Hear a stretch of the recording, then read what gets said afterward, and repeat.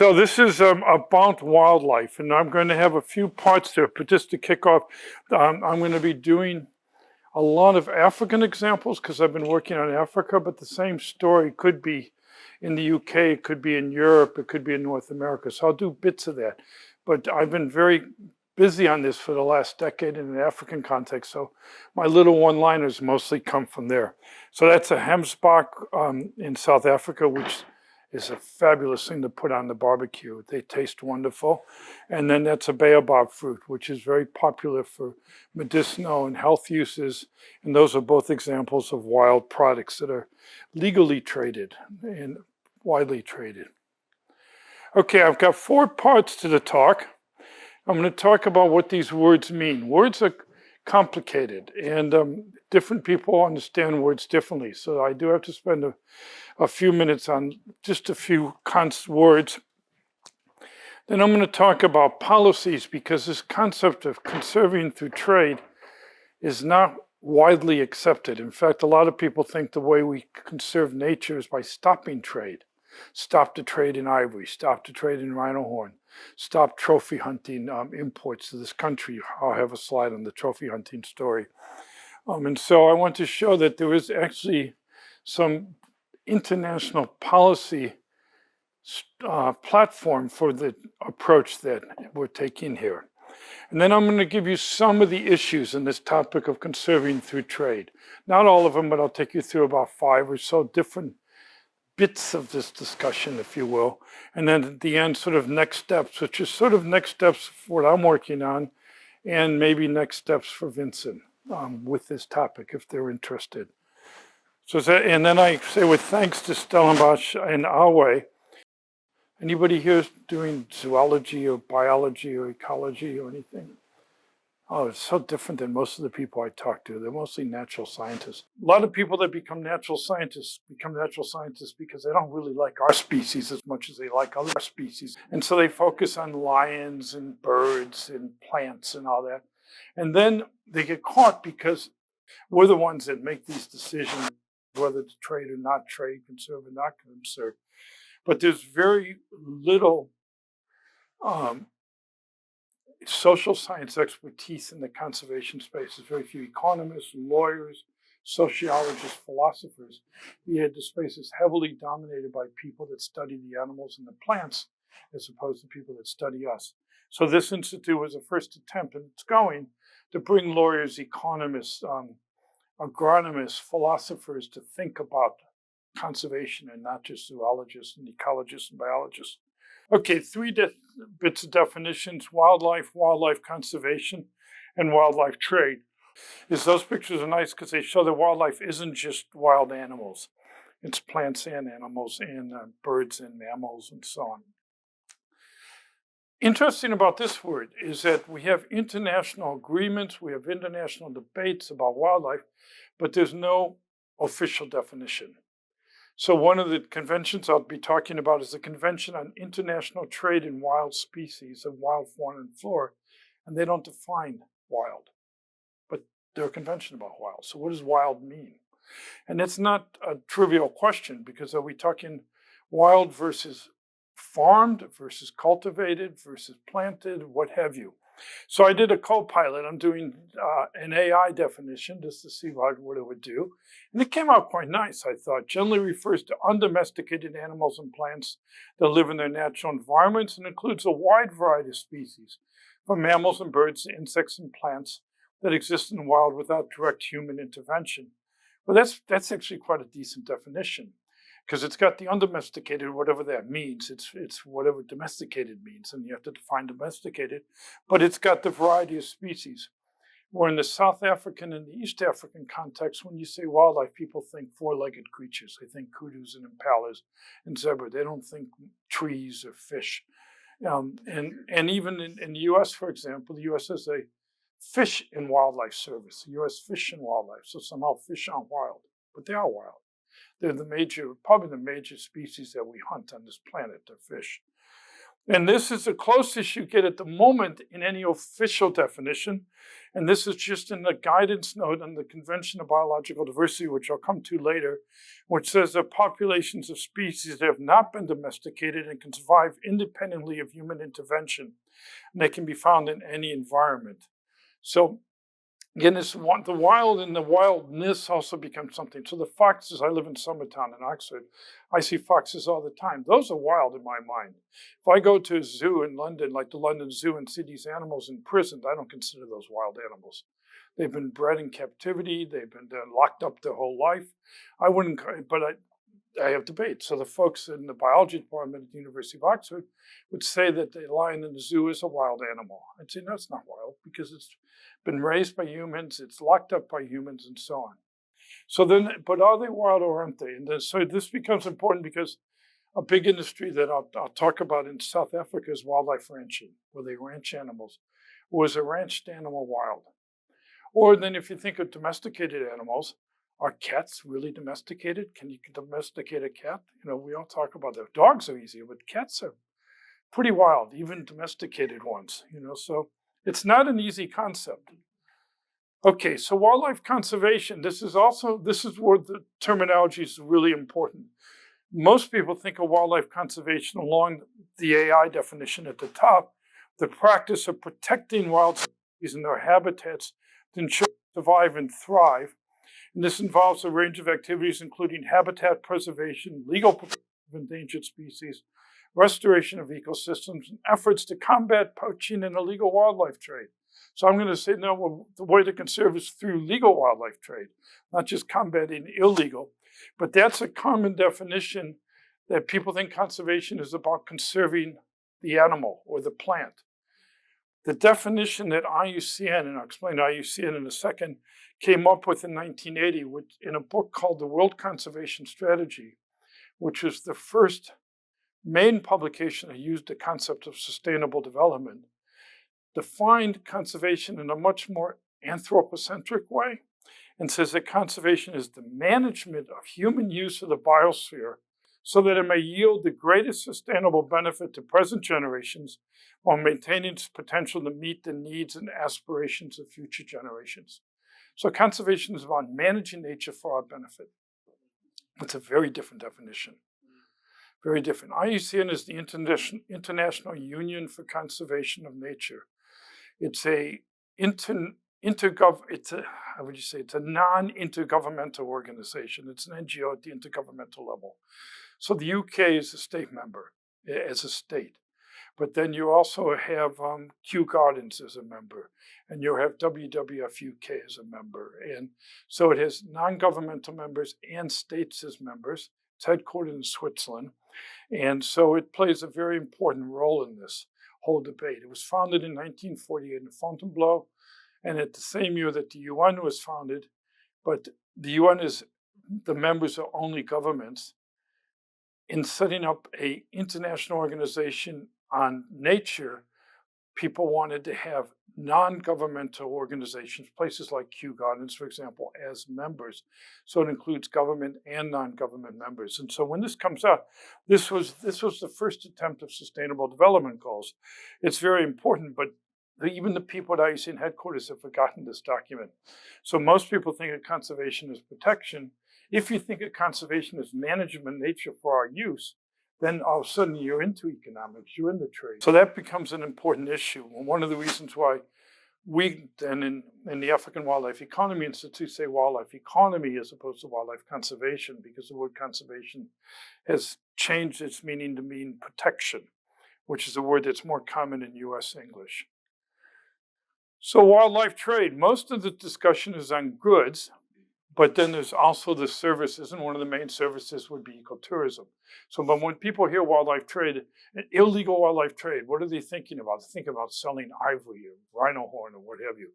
But a big part of the wildlife economy is trade and services, including hunting and fishing, tourism, and so on. Copilot comes up with a pretty good definition again. The buying and selling of wild animals and plants and products derived from them. And says could be legal or illegal, includes live animals, plants and their parts such as skins, bones, meat, and other products.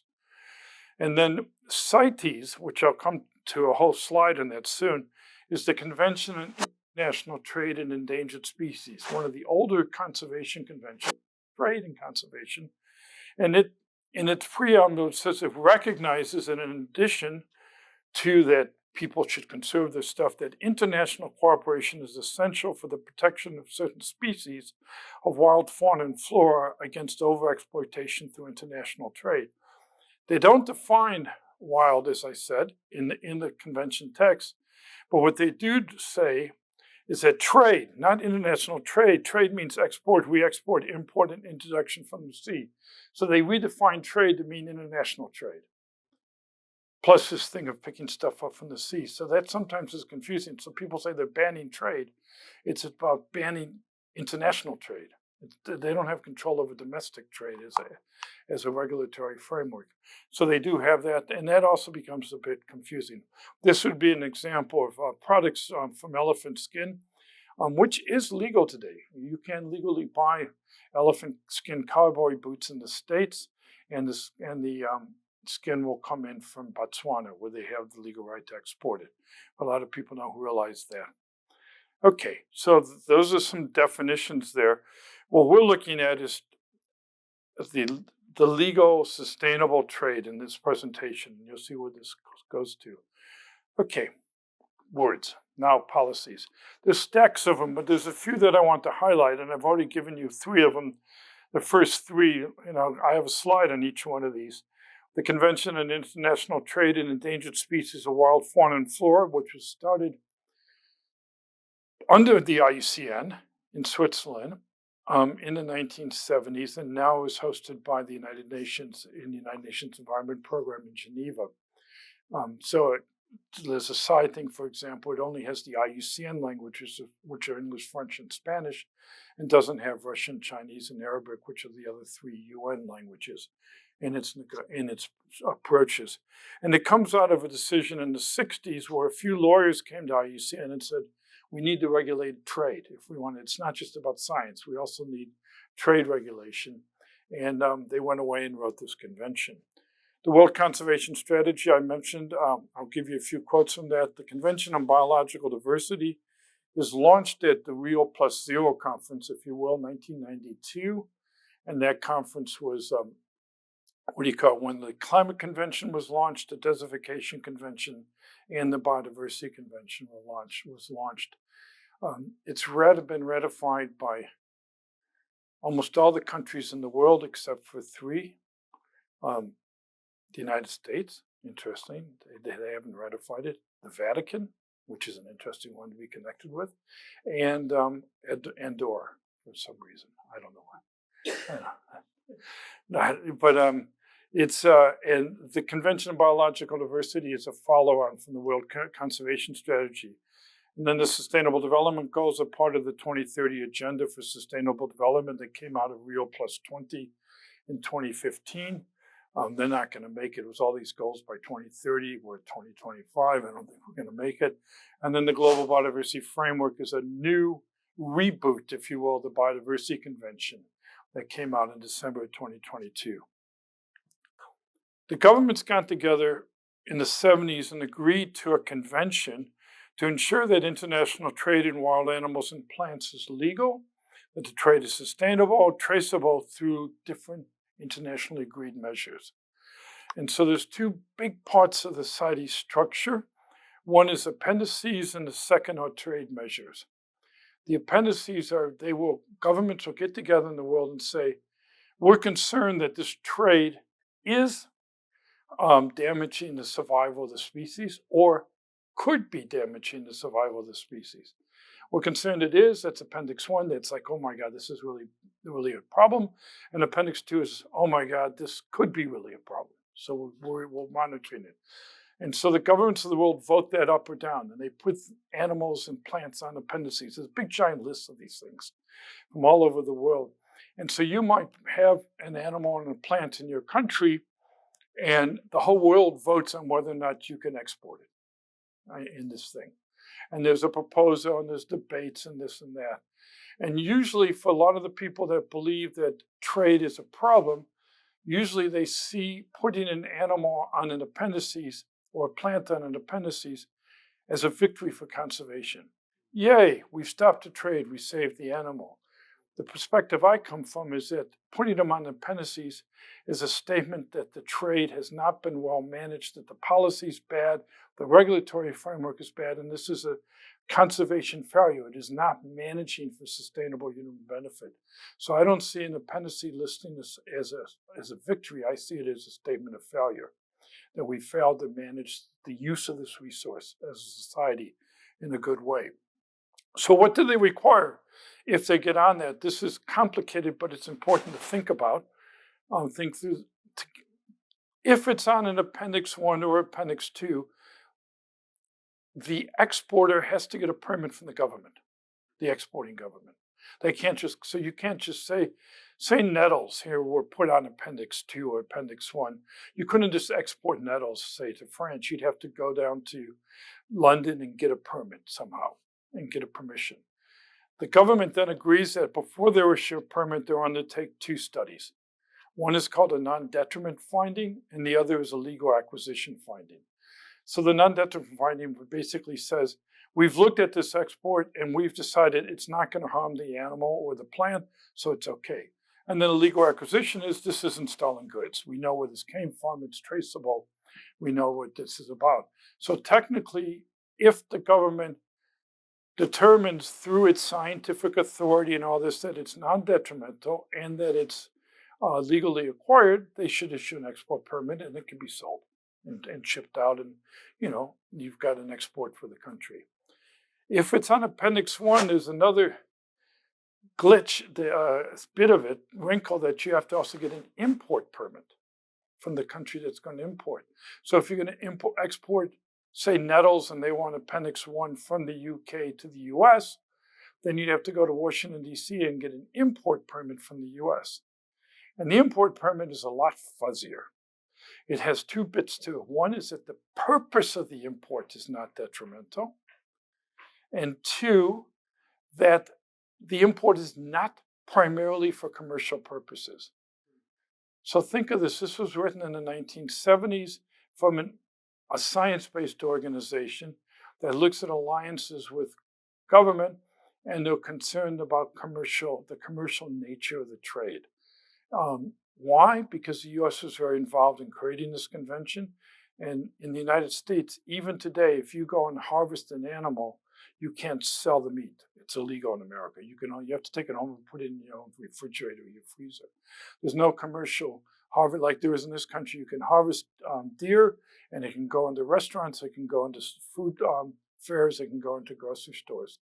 That's illegal in the U.S. So in the U.S.'s mind is they don't want the commercialization of the product. So in the convention, it says not primarily for commercial. But because these are fuzzy, these things of the purpose of the import is somehow detrimental, or the reason for the import is not primarily commercial, what happens is that many people then just say, if it's on Appendix 1, the trade has been banned. They talk about the ban in the trade in ivory, the ban in the trade in the rhino horn, and so on. Actually isn't banned. It's just that it's very difficult to get these permits from our governments. So the government stopped the trade, which is hence a discussion in a place like Vinson. This is blocking free trade. It's blocking trade in animals by governments with a structure where they just make these decisions and we don't know. For example, the only country I know that does a non-detriment written finding is the US, but they will not release what they said. Though Elon Musk might get it. They don't release what they say because they say they want to hold it in case of lawsuits.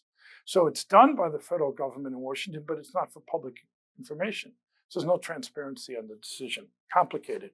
So this goes on and on. I was for year after year after year, and they debate every animal and every plant, and there's a whole big crowd that wants to stop all the trade, and then there's another crowd that wants to open the trade, and it just carries on, this convention. What you'll see in my next, I have one more slide on CITES, is maybe it needs to be simplified. We'll come to that. So that was 1970s. 1980, we come out with the World Conservation Strategy, and the print is small, but the subtitle is Living Resource Conservation for Sustainable Development. Not a very trendy logo, but that's a 1980 logo. It's not like we do today. And this was the first attempt to actually get together with a whole group of organizations and say, how do we manage nature? How do we agree on what to do at the global level? So it wasn't one of these big conferences of the parties like the ridiculous things we have today. But this was IUCN, UNEP, the United Nations Environment Program, which was only 5 years old then, World Wildlife Fund, or Worldwide Fund for Nature, WWF, and World Wildlife Fund was founded by IUCN as a fundraising mechanism. Now it's a separate organization. FAO, the Food and Agriculture Organization, and UNESCO in Paris. One of the three objectives of the strategy is to ensure the sustainable utilization of species and ecosystems, notably fish and other wildlife forests and grazing lands, so fish are part of wildlife, which support millions of rural communities as well as major industries. So this strategy is very clearly says we conserve. An objective of conservation is to use this stuff. Use it for industry, use it for rural communities. Elsewhere in it, they have this nice little economic statement. Sustainable utilization is somewhat analogous to spending the interest while keeping the capital. So it's about using the resource, but not killing it.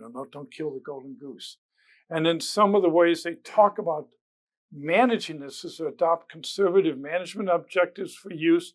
So be conservative, make sure you don't over-harvest, ensure that access does not exceed carrying capacity, maintain the habitats, and regulate international trade, because this is just after the convention was launched.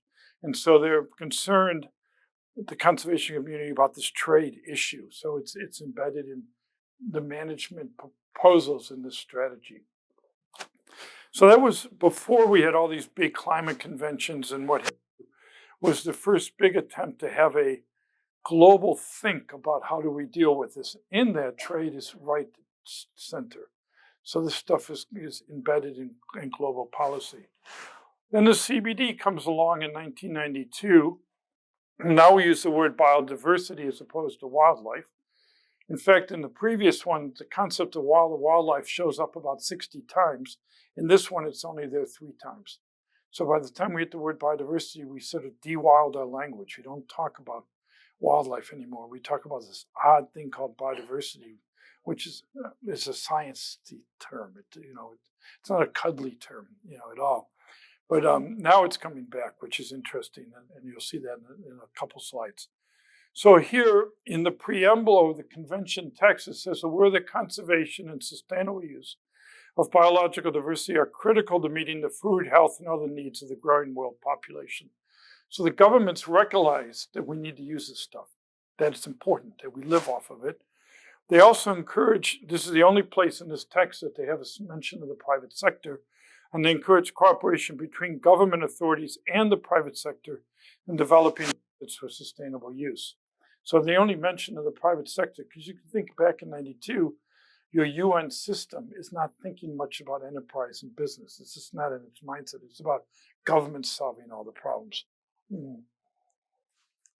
There's no place, even at IUCN, I mentioned earlier, as the International Union for Conservation of Nature, NGOs can join, government agencies can join, but private companies aren't allowed to join.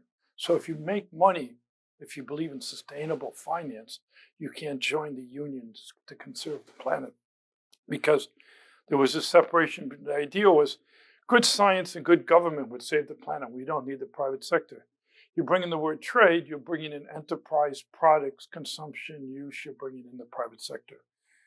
Interesting enough, at the 15th conference of the parties that they had, which was a few years ago, they came up with a sustainable wildlife management document. And one of the things that they say very clearly is that we should collaborate with all relevant actors and stakeholders in order to promote the mainstreaming of the sustainable use of biodiversity, in particular that of wild species, into all relevant sectors.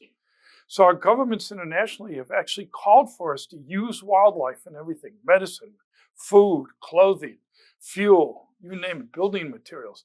There's actually an international statement to do this. But these statements come out of international negotiations, but the people that promote these topics conservation, don't read that subparagraph. So the governments have a very utilitarian, practical approach when they finally get around the table and talk.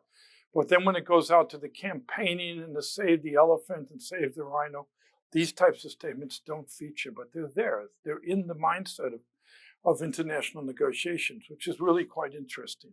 There's other examples, but that's just one of the strong ones. It's quite recent. It was 2020, I think. Then the Sustainable Development Goals, which I mentioned, have sort of got 5 years to go. The Sustainable Development Goals have there's 17 of them. They have 2 of them on nature, one on marine and one on terrestrial. Both of those goals have sustainable use in them. So the governments internationally said it isn't something like, in fact, I was just reading a student's proposal, how do we align conservation with the Sustainable Development Goals, the sustainable use with Sustainable Development Goals. And I wrote to the student, I said, the sustainable use is the goal. It's part of what we're supposed to do. So the governments agreed that we should sustainably use the ocean, seas, and marine sources, and that we should promote sustainable use of terrestrial ecosystems. So there's a very clear statement in the Sustainable Development Goals about use, which is really quite interesting. Now, I linked this in the developing world because Target 17, which is referred to as partnerships for the goals, is also about implementation. And in Target 17, which is very interesting from a trade perspective, is the government said the way to implement sustainable development is through international trade. International trade, and this is tied to the WTO and the whole policy for trade liberalization, which you can hear more about in a couple more slides. So there, 2 of the targets in 17 are about increasing exports from developing countries and about duty-free and quota-free market access for least developed countries. So they're talking about getting rid of trade barriers and increasing trade. Many developing countries, their comparative advantage is wild resources. That's what they have. They don't have factories yet. They don't have IT. They don't have, theater and music like this country has, the West End. They have materials. They have plants and animals. And so if you put these together, what you want is to increase the export of fish, of game meat, of fuel wood, what have you, from developing countries to increase their input into global value chains. And then, of course, you can link the 2 on water and land with all the other ones and talk about poverty alleviation and responsible consumption and so on. But the use and trade of wild species is embedded in the Sustainable Development Goals. Okay, the new kid on the block is the Global Biodiversity Framework. And you can see in the small print, it says Kunming, Montreal. It was supposed to be in Kunming, China. Even after COVID, we got unlocked by our governments. I don't call it lockdown, I call it lockup. We were locked up by our governments, and there wasn't comfort of the international community to have a meeting in China, I mean, Kunming is a bit far from Wuhan, but still people, I'm not sure. Maybe that's where the bats came from. They came from the caves in Kunming. So they had it in Montreal instead, which is where the secretariat for this convention sits, but they co-branded it. And they came up with a rethink of the convention, essentially, but very strong and very interesting language. And there's about 20 targets in this thing. The vision, it's right embedded in the vision. The vision is a world of living in harmony with nature, where by 2050, biodiversity, I would just say wildlife, is valued, conserved, restored, and wisely used. So right in the vision is use of nature, not setting it aside, but actually using it. And then 2 of the targets are very strong. Target 5 says, and there's more, I've just shortened it because there's a bit more about working with indigenous peoples and local communities and all that stuff. Ensure that the use, harvesting, and trade of wild species is sustainable, safe, and legal. This ties you right back to CITES. Legal and sustainable are the 2 mandates of CITES for trade. So they're not saying stop trade. They're saying ensure that it's safe, it's legal, ensure it's sustainable. Trade is something you want. Do you want it? Target 9, ensure that the management and use of wild species are sustainable. They're providing social, economic, and environmental benefits for people. So target, and then it goes on to say through the use of biodiversity products and services. So target 9 and 5 together basically say we should manage, use, harvest, and trade wild species so long as it's sustainable, safe, and legal in order to benefit us. This is a complicated way of saying that definition of conservation I gave you a few slides back. It's the same thing, it's just been rewritten. Conservation is about using nature responsibly for our benefit. That's what conservation is about. So these are goals in this thing. But again, it's in there, but the big focus is on target 3, which is about conserving 30% of the planet by 2030, and the big campaigns about creating more protected areas, which is problematic because that means areas in which you can't do anything, that stop growth, stop development. And 5 and 9 are about us living with nature, in nature, by nature, and making nature a base of our livelihoods, more than just economically, culturally too. Okay, 5 examples, and we'll go through. And I like this picture because it's a picture right after Mandela got released. We went out and did a little shoot, and then for conservation. So what do you do if you're a guy in South Africa? You'll shoot an animal, doesn't it? That's what you do. And so there was him on a hunt right after he got out of prison. A hunting trip converts the ANC leader to conservation, it says. So here's 5 examples. I'll take you through these fairly quickly. The first one we've just been talking about is CITES. I've just put out a little article and it hasn't become too complicated. At the last meeting, there were 100 agenda items on the steering committee just 2 weeks ago in Geneva. Huge debates and discussions, including changing the language for gender sensitivity and blah, blah, blah. And basically what this convention should do is to say, A, there's some animals and plants we're worried about. We're going to put them on an appendix. And B, government should then make sure that if the export happens, it's sustainable and it's legal. That's it. And so the meeting should basically say, do we put this animal and plant on the appendix so we take it off? And secondly, here's some guidelines on how to do a good study. And that's it. Be done with it. We've made these things way too complicated.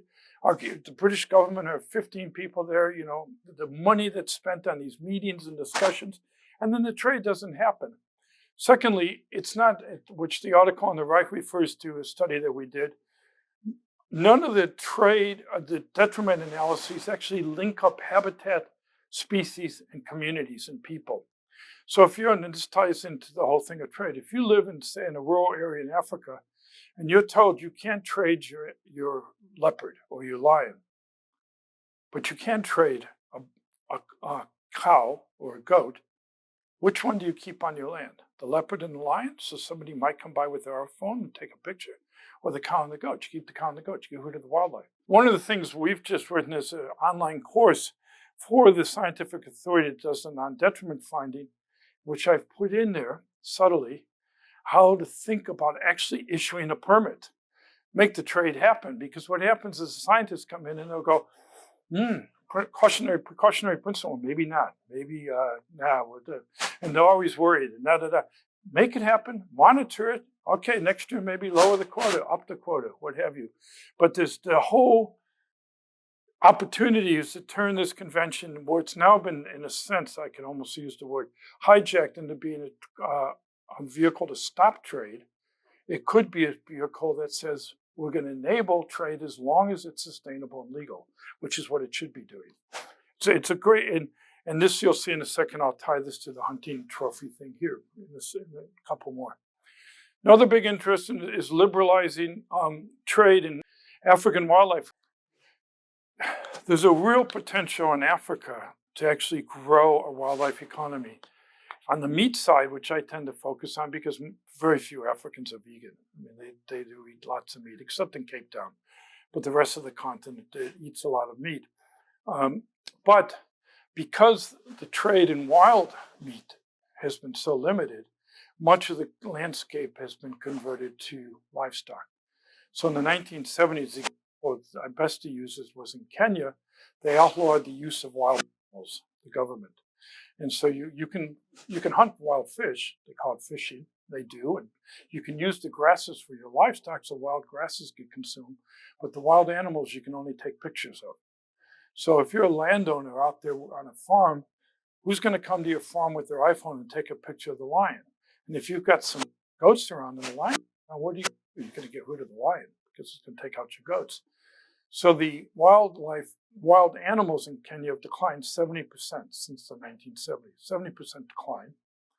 But the biomass in the landscape has gone up, but it's now goats, camels, sheep, and cattle. So you can't hold a lot of biomass. So one of the things we're looking at is how to reopen it. So there's been some stuff done by the United Nations Conference on Trade and Development on this. There's the African Continental Free Trade Area, which is a promotion to reduce all the trade barriers on the continent. The Southern African Development Community now has a new framework in which everything in it is about trade, trade, trade, trade. Well, one of the things you can trade is biltong, which is dried meat. And I've got here, my wife gave it to me for Christmas. I haven't opened it. Venison biltong and ostrich biltong, made in the UK. Okay, it's both made in, so the ostrich biltong is from some captive ostrich, not a wild ostrich, right? I don't know if it's any good. And the venison biltong, I haven't a clue what animal it is because it doesn't tell me. At least it says ostrich. But when you eat venison in this country, you don't know which species you're eating because they just say venison. Imagine if you went into the store and it just said meat, and you don't know if it's chicken or pork or lamb or beef. It's just meat. But we do that with venison for some reason. This product as a dried meat is hugely popular in South Africa. People live on it. They have kudu, springbok, impala, ostrich, where they have a dried meat thing, and especially nice around a glass of wine, a glass of beer, a little bit of dried meat. You go to Lagos, they've never heard of it. Now, Lagos makes their own Guinness. You can buy it at Sainsbury. They make their own version of Guinness. It's very thick, very heavy. You can stand a spoon in it. Beautiful stuff, and it's exported from Nigeria to the UK for the customers here that like it. I just think if the South Africans could get dried game meat onto the bars in Lagos with all those guys that Friday afternoon having a nice Guinness and a bit of impala meat, they'll make a packet out of it, absolute packet. And so there's a real potential on the continent to promote this, let alone the medicinal, let alone the fish and so on. So this is one example of a wild trade. And then if you're promoting that trade, the landowners will say, yeah, I can have a lion, I could have a kudu, I could have an impala because I have an economy around that. I don't just need a goat and a pig. I can use wild animals for my livelihood. So in one example, we've got a paper out just on elephants. So everybody talks about ivory. Elephants produce a lot of potential products. There's a tourism, the dung, elephant dung is used as a medicinal product because the elephants eat lots of plants. And so my friend Wiseman in Ndlovu, my colleague at the university, Ndlovu means elephant, so he's the elephant in the room. And Wiseman said when he grew up, if you had a cold or whatever, you inhale elephant dung that's burned by your mom because it's got all that medicinal stuff in it. So that's used. You've got the hunting, you've got the ecotourism, you've got milk. And milk, the Kenyans even looked at elephant milk, but I don't know how you milk a live animal like that. But I've actually read some studies on it. I don't think that one's a goer, but I put it in the list. I think the ladies probably wouldn't go up like cows do, but whatever. Meat, fat and bones, hide, trophy. When they used to harvest elephants in Kruger National Park, they made more money off of the hide, the meat, and the fat than the cost of the culling operations. They would kill 700-800 a year. And the ivory was 100% profit, all funding the national park. So this is and their products like I show on the right. So that's elephant meat that was actually sold to the Germans in the 50s. So there's a huge potential. Okay, almost done. UK wants to ban the import of trophies. The last so-called conservative government wanted to ban it, and the new socialist government wants to ban it too, with a conservative member bill, which is fascinating. And they argue that this is somehow going to save the animal. The scientists have all proven that. Gone through every single animal that's on a CITES species. Hunting does not have a negative impact on any of them. It's not a threat. A lot of Brits say, we shouldn't be shooting these things. That's terrible, it's wrong. But it has nothing to do with conservation. It's illiberal, and so the paper we did with IEA said it's both illiberal and anti-conservative in that it undermines the UK's position with respect to WTO agreements. So I did an international one, and with respect to the agreements we just saw. So here the British government goes unilaterally and bans the import. They're saying to the CITES Convention, we don't care about the measures in the agreement and the multilateral, we're just doing our own thing. So I would call the hunting ban very Trumpian, very unilateral approach to international policy.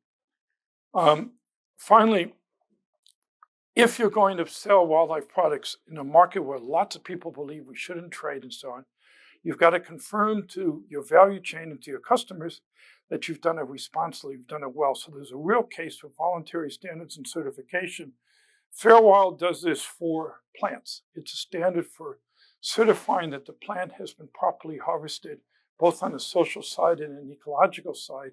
And it goes into companies like I have up there with products like I show at the bottom. You don't want that by government. You want private industry-driven confirmation that they're doing their job sustainably, responsibly, safely, and so on.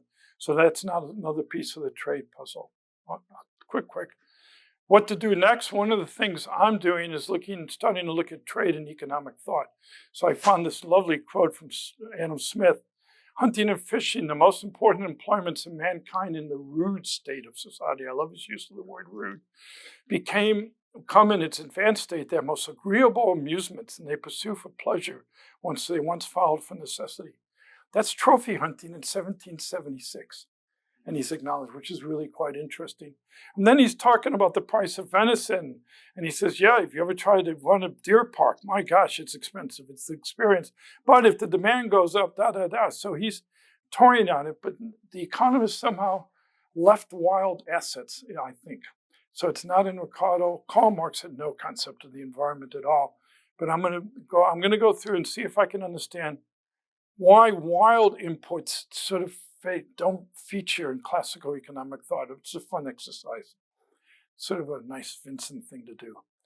And then this is my current hero on this is old Jeremy. In his last series, if you haven't seen the Jeremy Clarkson series, they're highly worth seeing.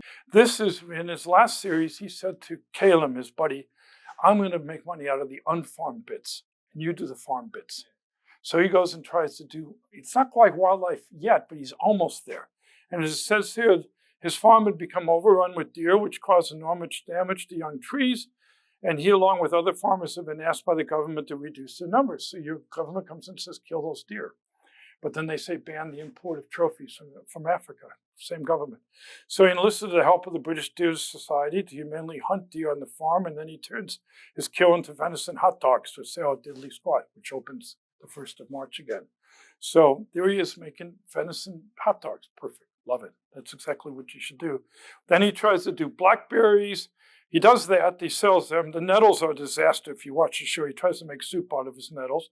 And then he does use pigs to forage the area. So you can look at your farmland here, and this is something I think is really interesting, and you can have wild products and domesticated. It isn't an either or. You can have both. You just look at your landscape, look at your hedgerows, look at your brush, and you can do both on a landscape. And so his program is really quite fun where he's toying with this. He loses, he doesn't make as much money as the farm bit, but he does pretty well. And then other people in this, I've got this one more slide. This is a quote from the bottom one, Traffic. Traffic is over in Cambridge. They're a grand institution that monitors trade, mostly monitoring the legal trade, got to stop the trade. But they also have the other side of thinking about positive trade. And this quote gives you an idea of what we're talking about, so I just put it out in bullets. The legal trade in wildlife products is often overshadowed by all the focus on wildlife crime and illegal trade. But the legal trade involves thousands of different fauna and flora species, provides a source of income for millions of producers, raw materials for businesses, local collectors, and a staggering array of goods and hundreds of millions of consumers. It plays an undeniably fundamental role in regional, national, and international economies, but the benefits of legal, responsible, and sustainable wild trade are largely going unrecognized.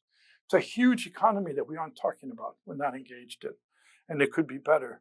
Stellenbosch, this is what we're doing in Kigali. There's a School of Wildlife Conservation at the African Leadership University. The folks at Wild Crew over at the University of Oxford are big on the trophy hunting. PERC is the Property and Environment Research Center up in the US, in Montana, that's been involved with this, and then Traffic. But my last slide is maybe we could do something like this here, and maybe do a wild trade program at Vinson.